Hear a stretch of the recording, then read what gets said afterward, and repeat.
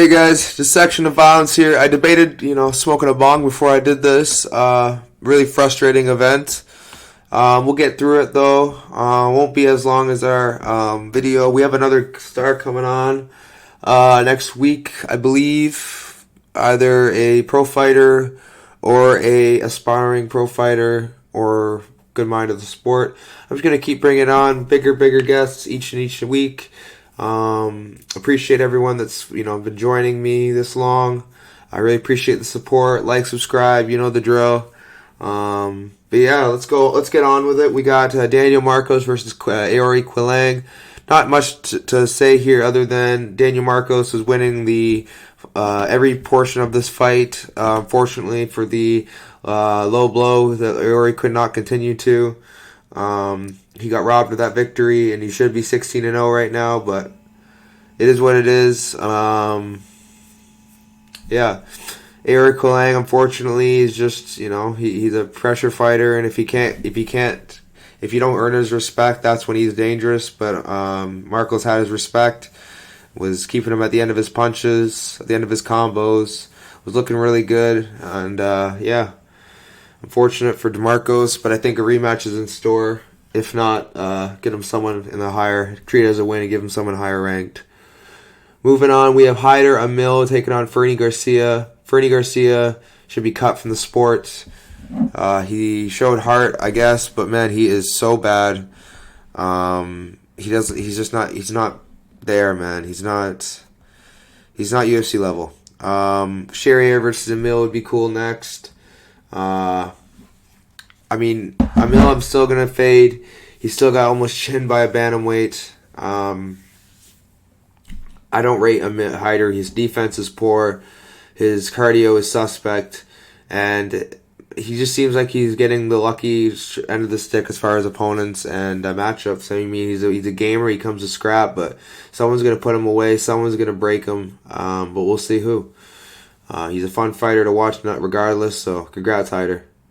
Hyder versus Shire would be Morgan Shire would be a cool matchup next. Moving on, we have Bogdan Guskov versus Zach Pauga. Zach Pauga. So the thing with Zach is if he can't push you up against the fence, he's in danger zone because that chin is a liability in the higher weight classes. He is still very green in his career, 6-3. They get pushed very fast at heavyweight. Zach Pauga from the Contender Series or the Ultimate Fighter. I thought he was going to be something maybe in the sport. Turns out he is not going to be anything in the sport. He's got KO'd by Mo Usman, Guskov. Pretty pathetic, to be honest, and I think both of them should be cut. Guskov obviously is going to get kept around, pretty record, even though most of it's fraudulent. I think Guskov should fight Pilato so he can get absolutely destroyed. But it should be a fun fight. I think he has the potential to beat Pilato. Potieria can land. I think so can Guskov. So definitely an interesting fight if they make that. But congrats, Guskov. Started out 0-3 to start the card. Moving on, we have Max Griffin taking on Jeremiah Wells. I got a live play here on Griffin. I just thought he was doing more. And Wells was doing a lot, don't get me wrong. I thought it was arguably a split decision either way. But I just thought Griffin landed the better shots that, really got an effect out of Wells. Griffin did get hit a few times. I was a little surprised, but he kept his composure. And he not dominated, but he won the last round, in my opinion, dominantly. Very, very good fight. Veteran performance out of Griffin. Congratulations. I think Chaos Williams versus Griffin would be a fun fight next. Moving on, we have Clark versus Marcin Prachnio. Terrible fight. Horrible, hard to watch. Prachnio outkicked him from range. I knew that was a possibility. I just didn't take it too seriously. Man, you gotta trust my gut. This is one of those ones where I didn't listen to my gut and it backfired. Devin Clark started, 0-5. I think I started. That was terrible. 0-4, I think, because of the Marcos was a no contest, but really rough.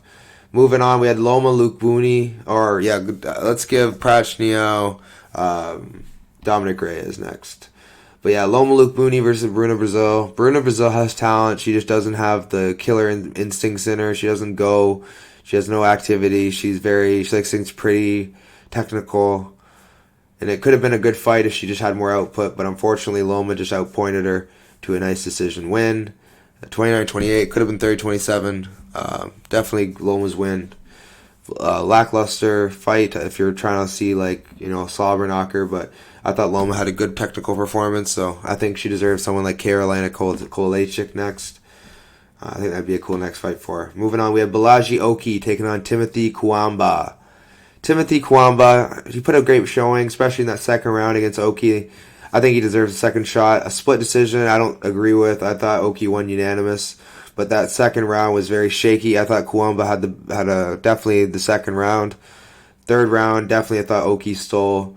1-3 Oki. But yeah, Kwamba definitely deserves a second shot. Showed a lot of heart, a lot of skill, and a lot of promise. Good fight out of these guys. Definitely gonna keep my eye on Oki versus grapplers because that seems to be his weakness. But yeah, Oki, I think. Oki versus Mata would be a cool next fight. Both very, very dangerous on the feet, especially with their hands. But yeah, Prates versus Giles. My max play. Prates, man, he's a demon, man. He was having fun in there. He got hit way more than I thought he would. The guy is a bit defensively irresponsible, and I do worry about it long term. But for now, fighting guys like Giles, keep racking up those wins. Great win for Carlos Prates. I called the second round TKO. He cashed it. Great job, Prates, making me look smart. I love it. Let's give Prates Jake Matthews next. A nice little litmus test for him. Moving on, we have Rodolfo Vieira versus Armin Petrosian. Vieira's legit, man. He is freaking legit. He is a beast of a man. Takes you down. Solid wrestling. Solid jiu-jitsu. One of the few jiu-jitsu guys that wrestles. Very, very dangerous. This guy's going to be a problem for time to come as long as he stays around. Man. He showed that Armin has no grappling, or at least none compared to him. And Rodolfo's that good, man. He's just someone you don't want to play with on the ground. Unless you're someone like Anthony Hernandez, who's, a black belt in jiu-jitsu himself and has a very competent grappling game, good striking game, and knows how to, break somebody. I don't think anyone's going to be beating Rodolfo anytime soon. That is in the, top 25. I think Rodolfo is going to run through a majority of them. Great performance, Rodolfo. Really impressive performance. This guy's a beast. If I could choose his next opponent, I would pick probably Iron Turtle or Bruno Ferreira. I think that would be next up for him. Moving on, we have Michael Johnson versus Darius Flowers. Darius Flowers is terrible, man. I thought Johnson won dominantly, and I knew he was going to win a decision dominant. I was very worried about the KO threat. And there was times where there were scary moments where I had rights to be scared, but for the most part, it was Johnson just dominating. So, congrats, Johnson. Just to get to stick around a little bit longer. I'd like to see you fight Sadikov, defend that, journeyman status. Gatekeeper status. I don't know about gatekeeper, but journeyman for sure. Sadikov, I think, would be a cool next fight. Two strikers. Moving on, we got Robocop versus Brad Tavares. Fun fight. Brad started out really good. Almost slept Rodriguez early. Rodriguez composed himself. Stayed relatively defensively sound. And even though he did put himself out there and a lot of times with his chin up, he landed the better shots, and he broke Tavares, man, which you can't say often. Tavares is a gamer, and he's 8 shots from a lot of dangerous guys, but Robocop just hits different, man. He's a very, very dangerous man, and he showed it in this fight. Great win for Robocop. I think he deserves a step up in competition. I think that person is Shara Bullet. I know he's a debuter. He just fought. I just feel like Shara Bullet has a lot of hype right now, and Gregory Robocop can steal it. Moving on, we have Ihor Potieria versus Robert Bryczek. Bryczek looked like absolute garbage without the steroids. Didn't even look like himself at all.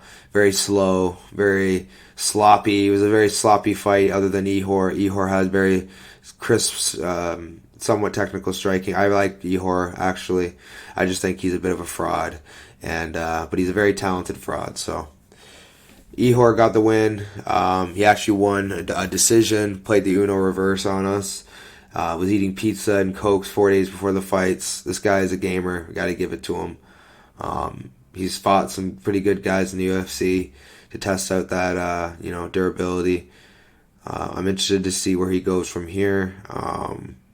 Robert as well. Both of them I'm going to be fading, so it is what it is moving forward. Ihor, I would like to give you